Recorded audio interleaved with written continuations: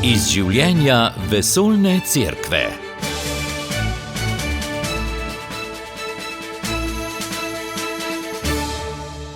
Papeževo stanje se izboljšuje. Vabi nas, da nadaljujemo sinodalno pot cerkve. Sveti oče v pismu uredniku italijanskega dnevnika Corriere della Sera: treba je razorožiti naša srca. Objavljena poslanica za svetovni molitveni dan za nove duhovne poklice. Kakšno ekonomijo zagovarja evangelij? Dober dan, z vami sva Blaž Lesnik in Marjana Debevec.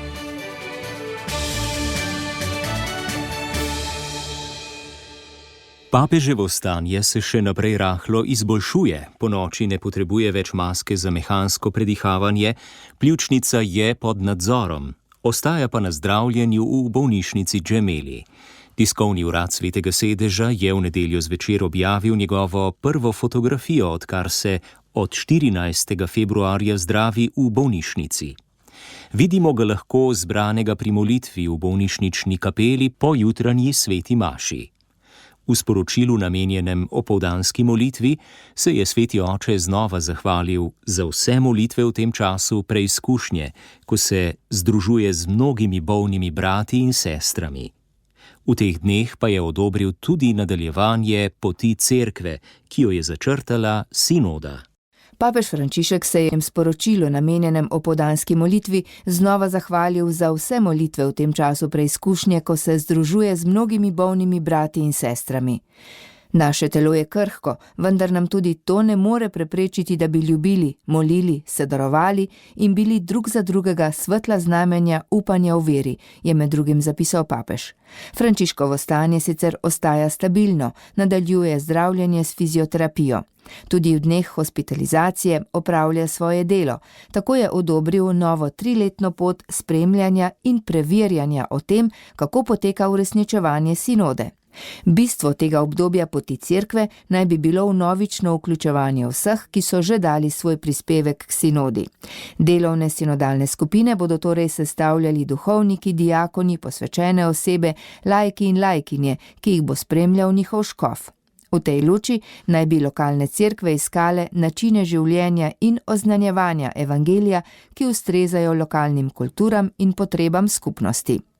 Na koncu te poti, torej oktobra 2028, pa bo v Vatikanu potekalo obhajanje cerkvenega zbora.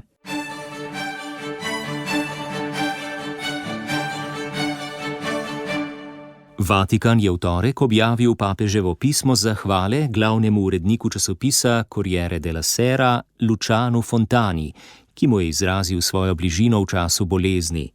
Prosil ga je, naj v kolumnah milanskega dnevnika ponovi poziv k miru in razorožitvi. Več o papeževem pismu pa Matjaž Merljak. Sveti oče je v pismu uredniku dnevnika Corriere della Sera spomnil na svoje besede, da se iz bolniške sobe zdi vojna še bolj absurdna. Človeška krhkost ima namreč moč, da nam razjasni, kaj je trajno in kaj minljivo, kaj nas dela žive in kaj ubija, je zapisal Frančišek in poudaril, da se morda prav zato tako pogosto izogibamo krhkih in ranjenih ljudi, saj imajo le-ti moč podvomiti o smeri, ki smo jo izbrali kot posamezniki in kot skupnost. Vsem delavcem v medijih je zatrdil, da imajo besede velik pomen, da lahko povezujejo ali razdvajajo, služijo resnici ali same sebi. Razorožiti moramo besede, da bi razorožili naše misli in zemljo, je bil jasen sveti oče. Pri njihovem delu jih je zato pozval k razmisleku, umirjenosti in občutku za kompleksnost dogajanja. Medtem ko vojna le uničuje in ne ponuja rešitve za spore, po papeževih besedah diplomacija in mednarodne organizacije potrebujejo novo spodbudo in verodostojnost. Spomnil je tudi na pomen verstev, ki naj bi v narodih znova obudila željo po bratstvu in pravičnosti ter upanje na mir. Vse to pa zahteva predanost, delo, molk in besede, je glavnemu uredniku milanskega dnevnika iz bolnišnice še pisal papež Frančišek. Župnik v Gazi, pater Gabriel Romanelli, je potem, ko je Izrael obnovil letalske napade na njihovo območje, zelo zaskrbljen. V pogovoru za agencijo SIR razmere opisuje kot peklenske in pravi, da je ljudi zelo strah. Cerkev Svete družine v Gazi si že ves čas vojne na tem območju prizadeva, da bi ljudem nudila čim več pomoči. Kljub napadom je cerkev še vedno odprta, iz varnostnih razlogov pa so prekinili vse dejavnosti na prostem. Ustanovili smo ekipe za nujne primere, da bi pomagali ljudem v stiski, pojasnjuje Romanelli. Še naprej v molitvi prosimo Boga, da bi preprečil nadaljnje trpljenje. Nihče ne ve, kaj sledi, je dodal. Spomnimo, da v Gazo tudi iz bolnišnice večkrat pokliče papež Frančišek, da bi tamkajšnjim ljudem izrazil svojo duhovno bližino.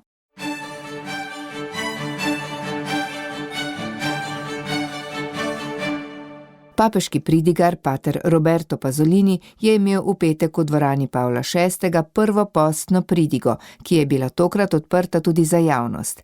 Verniki, ki so se je želeli udeležiti, niso potrebovali vstopnice. Sicer pa je bil prenos tudi po televiziji.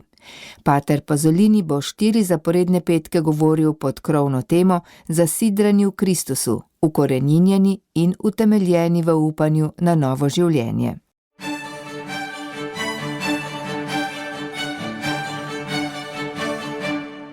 Vatikan je objavil papeževo poslanico za 62. svetovni dan molitve za duhovne poklice, ki ga bomo obhajali 11. maja. Besedilo nosi naslov Romarji upanja, dar življenja. V njem pa Sveti Oče zlasti mlade vabi, naj zaupajo Bogu, ki nikoli ne razočara. Dragi mladi, svet vas priganja, da sprejmete hitre odločitve, da dneve napolnite s hrupom in vam preprečuje, da bi doživeli tišino, odprto za Boga, ki govori srcu. Bodite pogumni, da se ustavite, da prisluhnete sami sebi in vprašate Boga, kaj sanja za vas, je zapisal papež in dodal, da je tišina v molitvi nujna, da v svoji zgodovini beremo Božji klic in da svobodno in zavestno odgovorimo. Kdor prisluhne Bogu, ne prezre krika tistih, ki se čutijo izključeni, ranjeni, zapuščeni. Ne glede na poklic, ki ga izberemo, smo lahko Kristusova navzočnost tam, kjer sta najbolj potrebni luč in tolažba. Svet išče pričevalce upanja, ki s svojim življenjem oznanjajo, da je hoja za Kristusom vir veselja, je še zapisal papež, ki je poslanico podpisal na praznik svetega Jožefa.